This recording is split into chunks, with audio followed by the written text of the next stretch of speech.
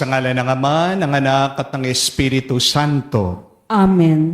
sumainyo ang Panginoon. At sumaiyo rin. Mga kapatid, sa araw na ito ating pinagdiriwang ang dakilang kapistahan ni Papa San Gregorio, isa sa mga pantas ng simbahan. Kilala si San Gregorio sa kanyang katalinuhang pastoral, sa kanyang reforma sa ating liturhiya, at ang tawag din sa kanya ay ang lingkod ng mga lingkod ng Diyos. Tayo din lahat ay tinatawag hindi lang magtrabaho o hindi para paglingkuran ang Diyos sa pamagitan ng ating pagtulong at pagmamahal sa ating mga kapwa. Kaya tayo'y napapagod minsan dahil nakakalimutan natin kung sino talaga tayo. Hindi lang tayo mga trabahador, pero may mas malalim pang tawag ang Diyos sa atin. Ang ubusin natin ang buhay na ito para sa kaluwalhatian ng Diyos. Sa mga pagkakataon na kung saan wala tayong ibang inisip, kundi ang kumita. Sa mga pagkakataon na kung saan wala tayong inasam o hindi ang magkaroon ng ginhawa sa ating katawan. Nakalimutan natin makinig sa ating mga kaluluwa. Hingin natin ang awa at pagpapatawad ng Diyos para tayo ay makita muli karapat-dapat makatanggap sa mga banal na misteryo. Inaamin ko Sa makapangyarihang Diyos at sa inyo, mga kapatid, na lubha akong nagkasala sa isip, sa salita, sa gawa, at sa aking pagkukulang. Kaya isinasamo ko sa mahal na Birheng Maria, sa lahat ng mga anghel at mga banal, at sa inyo, mga kapatid, na ako'y ipanalangin sa Panginoong ating Diyos. kaawaan tayo ng makapangyarihang Diyos. Patawarin tayo sa ating mga kasalanan. Patnubayan tayo sa buhay na walang hanggan. Amen. Panginoon, kaawaan mo kami. Panginoon, kaawaan mo kami. Kristo, kaawaan mo kami. Kristo, kaawaan mo kami. Panginoon, kaawaan mo kami. Panginoon, kaawaan mo kami. Manalangin tayo. Ama naming makapangyarihan, ang iyong mga hinirang na tao ay matiyaga mong tinuturuan at maibiging nililingap. Ipagkaloob mo sa amin ang iyong espiritu ng karunungan bilang tugon sa pagdalangin ni Papa San Gregorio na pinangasiwa mo sa iyong sambayanan upang maging kasiyahan kailanman ng mga tagapangasiwa ang pagunlad ng kawang banal sa isip, salita at sa gawa. Sa pamagitan ni Jesucristo, kasama ng Espiritu Santo, magpa sa walang hanggan. Amen.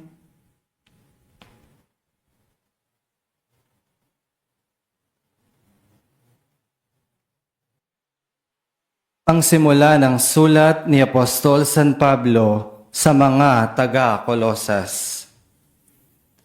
Mula kay Pablo, apostol ni Kristo Jesus, ayon sa kalooban ng Diyos, at mula rin sa kapatid nating si Timoteo, sa mga taga-Kolosas na hinirang ng Diyos at ng mga tapat na kapatid kay Kristo.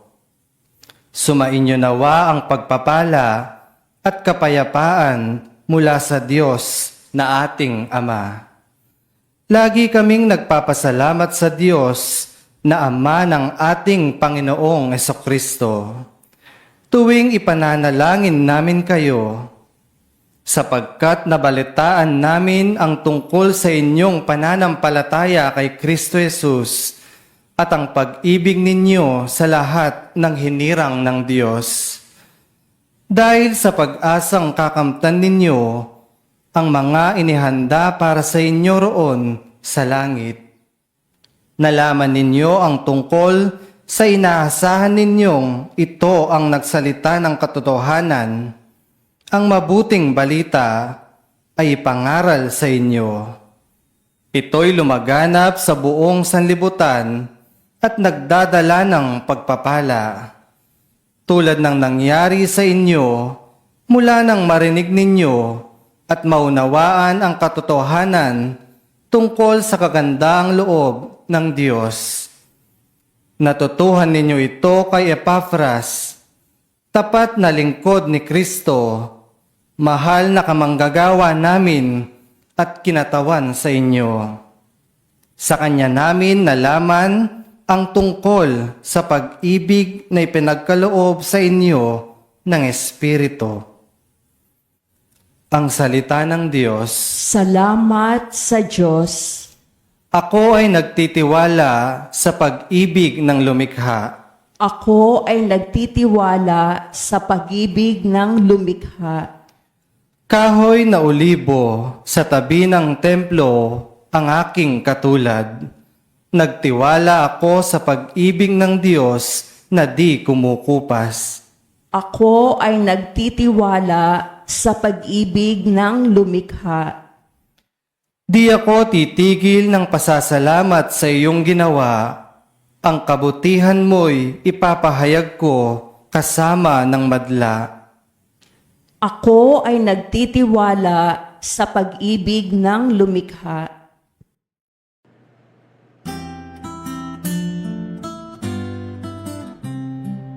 Alleluia, alleluia, alleluia, alleluia, alleluia, alleluia, alleluia, alleluia, alleluia, alleluia, alleluia,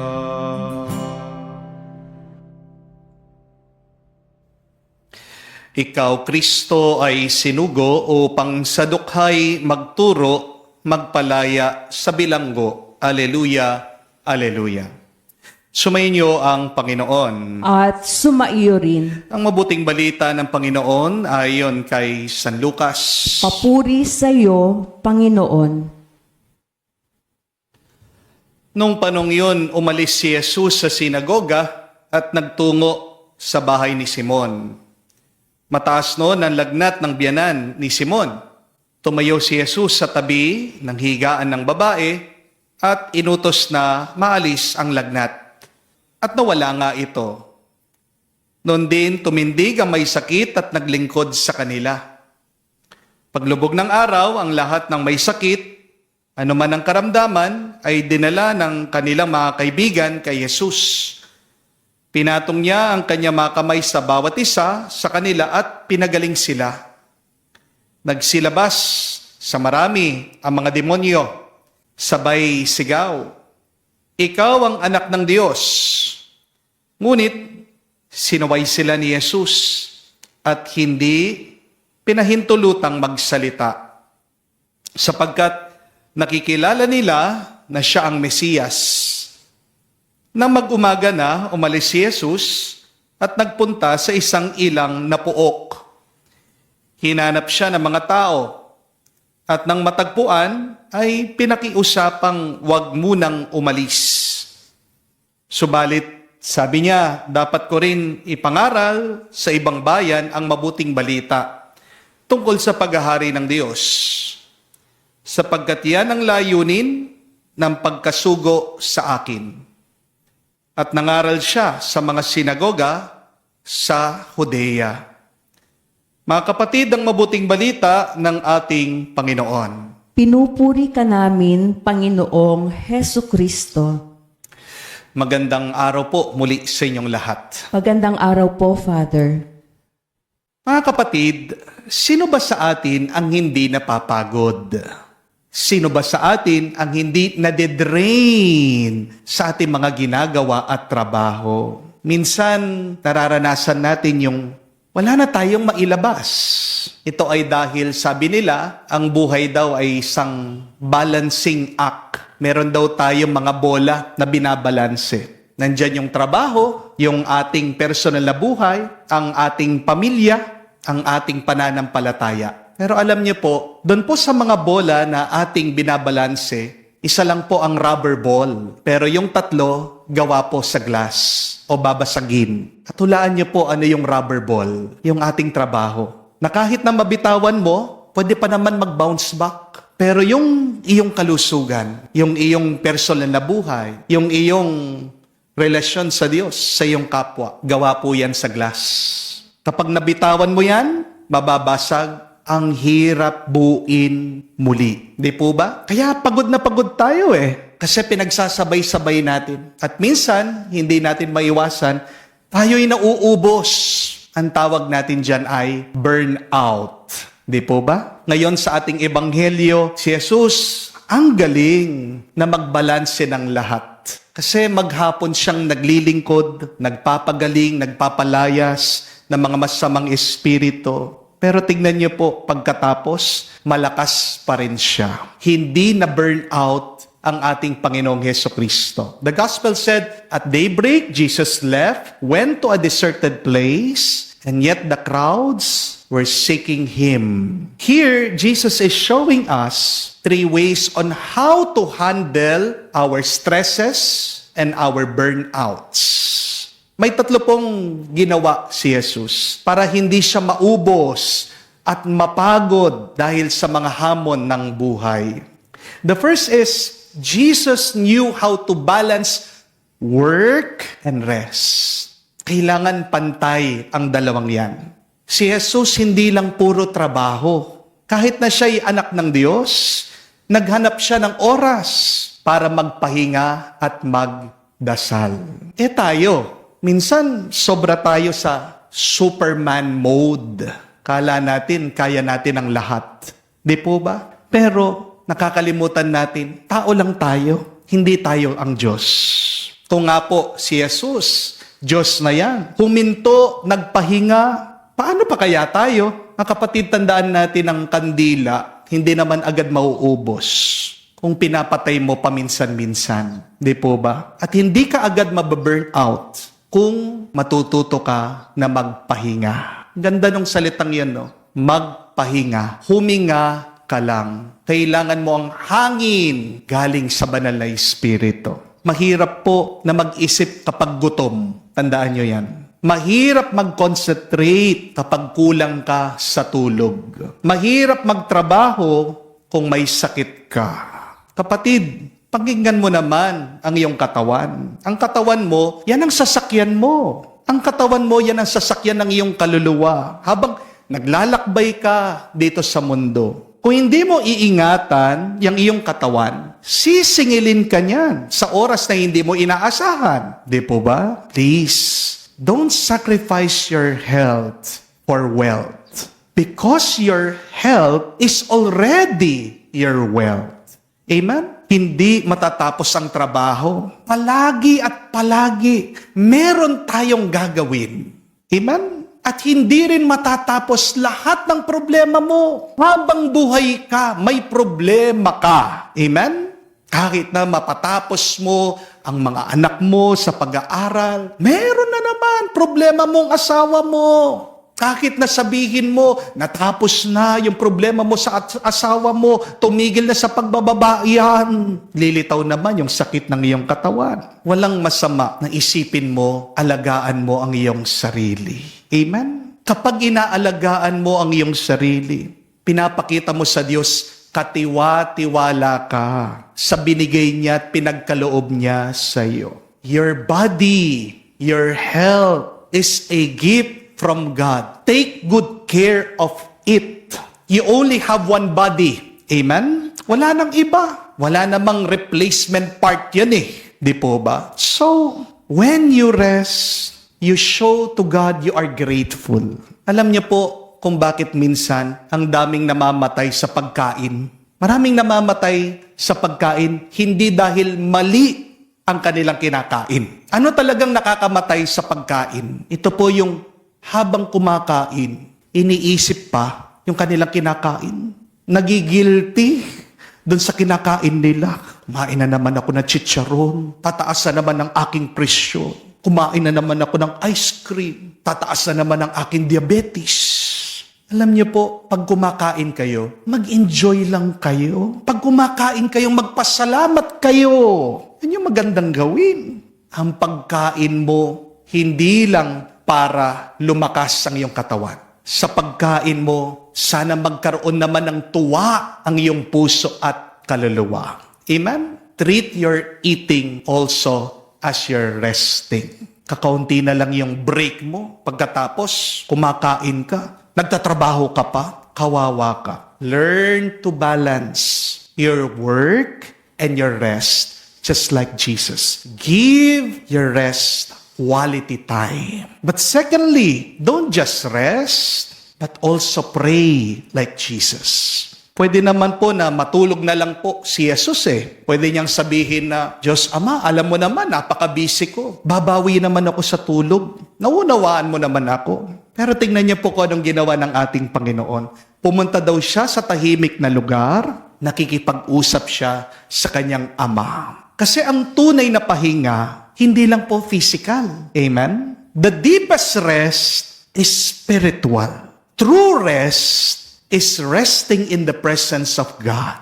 Ang pagdarasal po, sana wag niyong isipin na obligasyon. Ang pagdarasal po, kailangan ng ating kaluluwa. Kasama sa plano ng Diyos na tayo ay nakakaranas ng pagod. Kasi kung hindi tayo mapapagod, hindi tayo hihinto. Di po ba? Kapag burnout ka, isang tanda yan na hindi mo lang kailangan magpahinga, kailangan mo ding manalangin. Ang dami sa inyo, di ba? Nararanasan nyo yan. Pahinga na pahinga, pero bakit pagod na pagod pa rin kayo? Kasi meron pa rin kulang. Nagkukulang ka sa pananalangin, nagkukulang ka sa pagdarasal. Amen? First, find time to pray. Because prayer is a time to rest with the Lord. Kaya nga po, sabi ni St. John Marie Vianney, ang tunay na pahinga ay hindi mo lang makikita dito sa mundo. Kung hindi ang tunay na pahinga ay tahimik na pananalangin sa presensya ng Diyos. If you are stressed in praying, you are not really praying. Daming sa inyong ganyan. Nananalangin pero pagkatapos manalangin, nag-aalala pa rin. Pressured pa rin. Real prayer should lead you to peace. If you are praying and then after praying you are stressed, you're doing something wrong. May mali sa iyong ginagawa. Kung nananalangin ka at pagkatapos pagod na pagod ka pa rin. Kasi ang tunay na pananalangin ay pagsuko sa Diyos. Hindi ka mababurn out, kapatid, kung ginagaya mo ang pagdarasal ng Panginoon. Kasi paano nagdarasal si Jesus? He cast all of his anxiety to God. Diba? Ano po yung dasal ni Jesus doon sa hardin ng Gethsemane? That it's not my will, but your will be done. Ganyan dapat kayo magdasal para maging magaan ang iyong mga dala. Thy will be done, O Lord. Sinusuko ko sa iyo lahat, Panginoon. Huwag niyong dalhin lahat dahil hindi mo kaya ang lahat. Amen? Pero naniniwala tayo ang Diyos, kaya niya ang lahat. Amen? Third and last, please remember your mission. Nung hinahanap daw po ang ating Panginoong Jesucristo ng mga tao, gusto nilang i-claim si Jesus para lang sa kanila. Pero ano yung sabi ng ating Panginoon? I must proclaim the good news of the kingdom to other towns because this is the reason why I was sent. Ang ganda po, no? Malinaw sa ating Panginoon ang kanyang layunin. Alam ni Jesus ang kanyang priority. Burnout happens when you say yes to everything. Minsan hindi na tama. Yes ka pa rin. Burnout ka din minsan kapag ginagawa mong isang bagay na hindi mo naman talaga alam ang dahilan. Hindi po ba? But remember this. You can bear anyhow if you know your why. Kakayanin mo lahat ng pasakit basta't malinaw lang sa'yo kung bakit. Kaya kailangan malinaw sa atin Ano ba ang mission mo? Ano ba talaga ang pinapagawa ng Panginoon? pansinin niyo po, maraming mga tao nabubuhay ng 15 and 30. Nang ibig sabihin, 15 at 30, hinihintay ang sweldo. Amen? Buhay na buhay! Kapag 15 na at 30 na, di po ba? Mas buhay na buhay. Pag Disyembre na, may Christmas bonus na. Hindi po ba? Pero kumusta yung nagtatrabaho? Pag 1 to 14, pag 16 to 29, miserable ang tao. Bakit? Walang pere. Pero minsan, kahit na 15 and 30 na ng buwan, tingnan mo yung itsura nung nagtatrabaho, nung empleyado. Malungkot pa rin. Bakit? Kasi tinanggap yung sahod, iniisip, pambayad ng kuryente, pambayad ng internet, pambayad ng utang, kaunti na lang, magro-grocery na naman ako. Tapos nauubos lang sa tax. Saan napupunta yung tax? Kinukurap lang.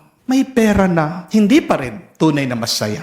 Amen? Kapatid, kaya nalulungkot ka kasi napakababa ng dahilan ng buhay mo. Amen? Taasan mo naman ang layunin mo sa buhay. Kaya nababurn out ka kasi napakababa ng iyong dahilan. Yan lang ba? Para dyan lang ba ang iyong buhay? Para magkaroon ka ng pera, magbayad ng utang? Yun lang ba ang ating buhay? Dyan lang ba umiikot ang buhay na ito? Remember, the higher your purpose, the higher your energy. Amen? Mas mataas na layunin, mas malakas ang iyong pangangatawan. Baka nakalimutan natin ang tunay na layunin ng ating buhay. Ang mahalin ng Diyos, mahalin ang ating kapwa. Anong layunin mo? Anungin mo sa Diyos. Magdasal ka. Kasi kapag ginagawa mong kagustuhan ng Diyos, mapagod ka man, palalakasin ka muli ng may kabal. Amen? Mga kapatid, kung pagod po kayo ngayon, physically, emotionally, spiritually, balikan niyo po ang tatlong bagay na ito. Rest like Jesus, pray like Jesus, and focus like Jesus. Higit sa lahat, tandaan niyo po, hindi ka nag-iisa na lumalaban sa buhay. Kasangga mo ang Diyos. At ang Diyos ang palaging nagbibigay sa iyo ng lakas. Kaya sa tuwing tayo'y mapapagod at konti na lang, mababurn out na, sabihin natin at ipagdasal, Lord, Ikaw muna. Dahil sa iyo ako magpapahinga. Amen. Mga kapatid, katulad ng mga taong nagdala kay Jesus ng lahat na may sakit o sinasapian ng demonyo, dalhin natin sa ating makalangit na Ama ang lahat ng mga taong puspos sa paghihirap, pagkalumbay at nangangailangan, ang pagpapagaling ng pagmamahal. Ating sabihin, Panginoon, dinggin mo kami. Panginoon, dinggin mo kami. Ang simbahan naway mapalaya ang mga tao sa anumang hadlang upang maipahayag ang ebanghelyo sa mga lalaki at babae sa ating panahon. Manalangin tayo sa Panginoon. Panginoon, dinggin mo kami. Ang nagugutom na daigdig, lalo na ang mga hindi makatarungang pinagkaitan ng pagkain, damit, o kalayaan, naway busugin ng Panginoon ng pag-asa at kalakasan. Manalangin tayo sa Panginoon. Panginoon, dinggin mo kami. Ang mga nagdurusa sa pag-aalala at pagkabahala, naway makatagpo kay Kristo ng sandigan bilang daan, katotohanan, at buhay. Manalangin tayo sa Panginoon. Panginoon, dinggin mo kami.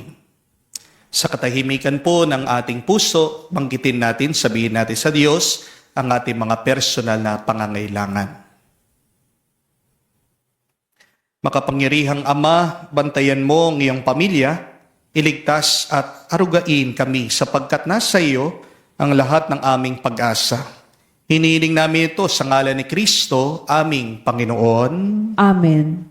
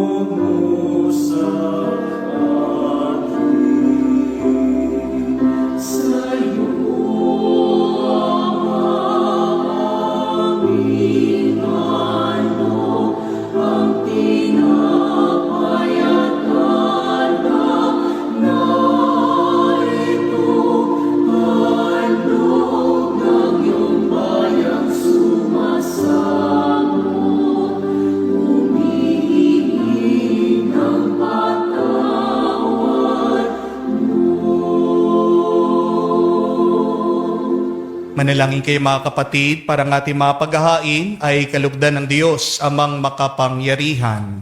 Tanggapin nawa ng Panginoon itong paghahain sa iyong mga kamay, sa kapurihan niya at karangalan, sa ating kapakinabangan at sa buong sambayanan niyang banal.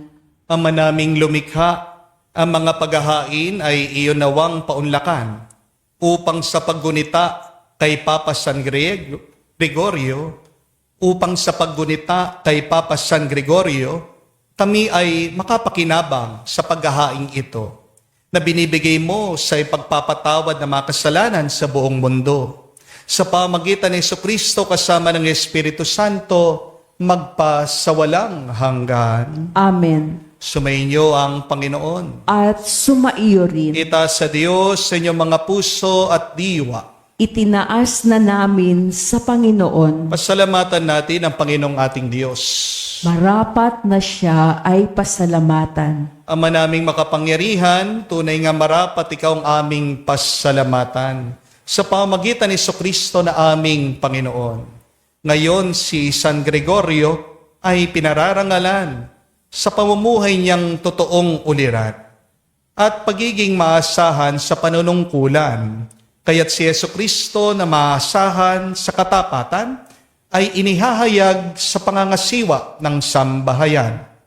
Ang malasakit na mga ulirang tagapangasiwa noon ay nagpapatuloy magpahanggang ngayon. Sa mga panalangin kanilang iniuukol, kaisa ng sambayanan mong dito nagtitipon. Kaya kaisa na mga anghel nagsisiawit ng papuri sa iyo. Nang walang humpay sa kalangitan, kami nagbubunyi sa iyong kadakilaan.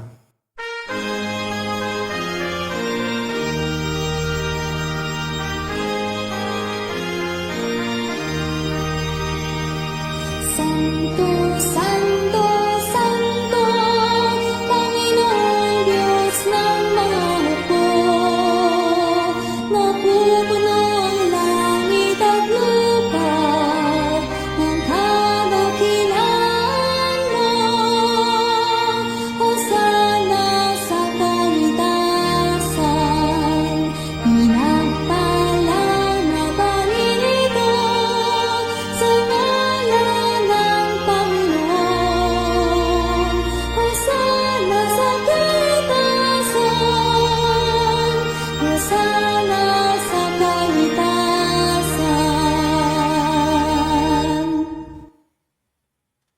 Ama naming banal, ikaw ang bukal ng tanang kabanalan.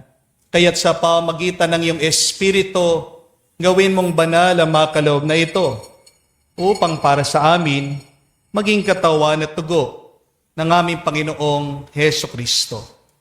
Bago niya pinagtiis ang kusang loob na maging handog, Hinawakan niya ang tinapay, pinasalamatan kanya, pinaghati-hati niya iyon, inabot sa kanyang malagad at sinabi, "Tanggapin ninyong lahat ito at kanin. Ito ang aking katawan na ihahandog para sa inyo."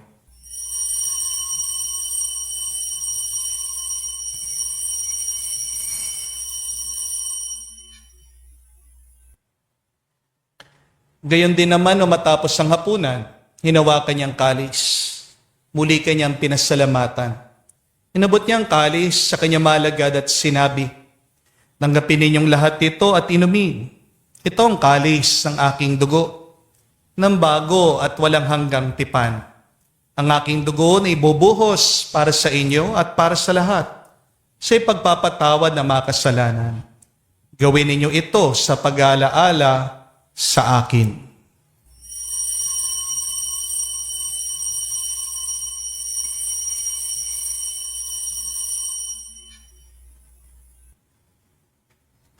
Ang misteryo ng pananampalataya.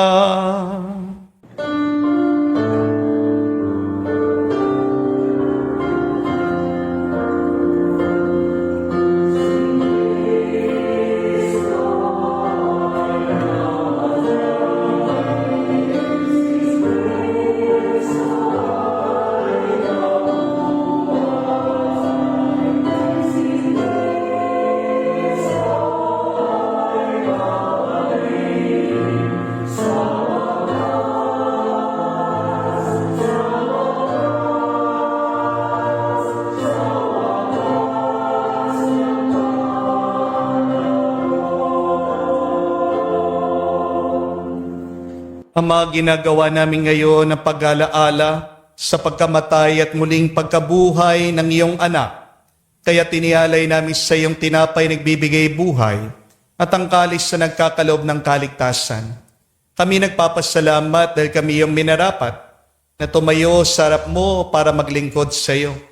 Sinasamo namin kami magsalo-salo sa katawan at dugo ni Kristo ay mabuklod sa pagkakaisa sa pamagitan ng Espiritu Santo. Amalingapin mong iyong simbahan, laganap sa buong daigdig. Puspusin mo kami sa pag-ibig. Kaisa ni Leon ang aming Santo Papa, si Florentino aming Arsobispo ng Tanang Kaparian. Alalahanin mo rin ang aming mga kapatid na nahimlay may pag-asang sila'y muling mabubuhay. Gayon din naman lahat ng mga pumanaw. Kawan mo't sila't patuloyin sa iyong kaliwanagan. Kawan mo't pagindapating kaming lahat na makasalo sa iyong buhay na walang wakas. Kaisa na mahal na Birhen Maria, Ina ng Diyos. Kaisa ni San Jose, ang kanyang malwalhating esposo. Kaisa ng mga apostol, lahat ng mga banal na namuhay dito sa daigdig na kalugod-lugod sa iyo. May pagdiwang nawa namin ang pagpupuri sa ikararangal mo sa pamagitan ng iyong anak, aming Panginoong Hesu Kristo. Sa pamamagitan ni Kristo, kasama niya at sa Kanya, ang lahat ng parangal at papuri ay sa iyo, Diyos Ama, makapangyarihan, kasama ng Espiritu Santo, magpasawalang hanggan. Amen, amen, amen. Sa nakagaling na utos sa turo ni Jesus sa Panginoon natin at Diyos, ipahayag natin ng lakas loob.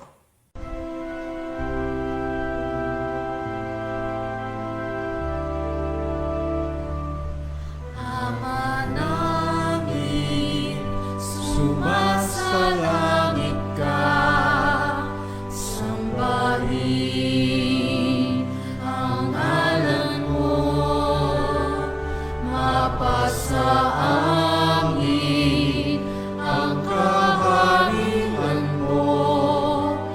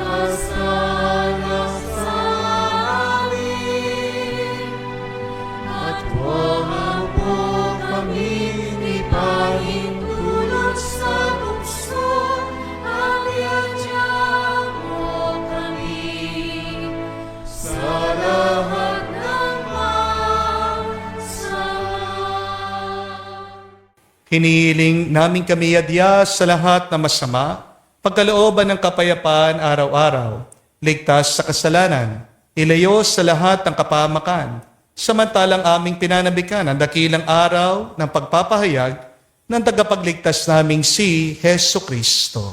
Sapagkat iyo ang kaharian at ang kapangyarihan at ang kapurihan magpakailanman. Amen. Panginoong Yesu Kristo, sinabi mo sa mga apostol, kapayapaan ang iniiwan ko sa inyo. Ang aking kapayapaan binibigay ko sa inyo. Tungayan mo ang aming pananampalataya at huwag ang aming pagkakasala. Pagkalooban mo kami ng kapayapaan at pagkakaisa ayon sa iyong kalooban, kasama ng Espiritu Santo, magpa sa walang hanggan. Amen. Kapayapaan ng Panginoon ay laging sumainyo. At sumaiyo rin. Magbigayan po tayo ng kapayapaan sa bawat isa. Peace with you po. Kapayapaan po sa inyong lahat.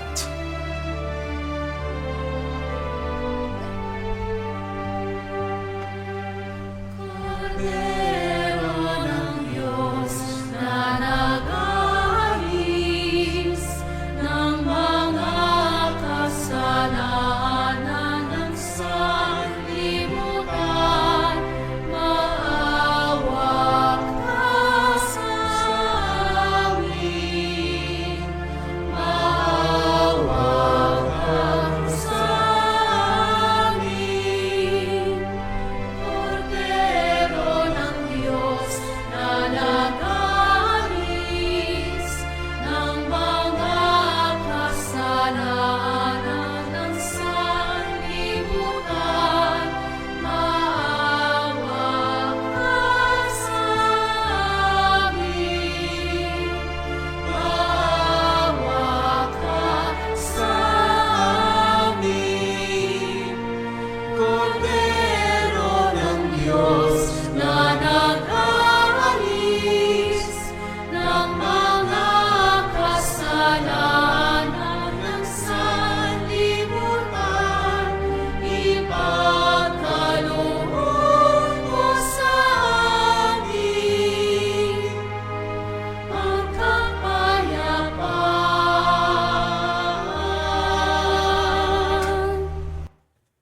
Mga kapatid, naririto ang ating Panginoong Yesukristo, ang Kordero ng Diyos. Siya nag-aalis sa mga kasalanan na sanlibutan. Mapalad tayong lumalapit sa piging ng Kordero.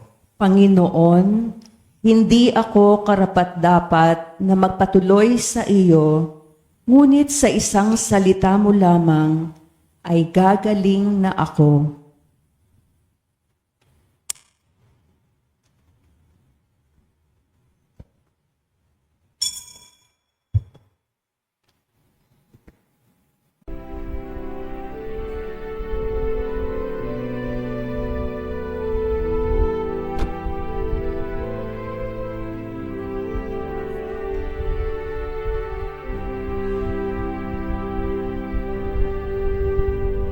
Panginoon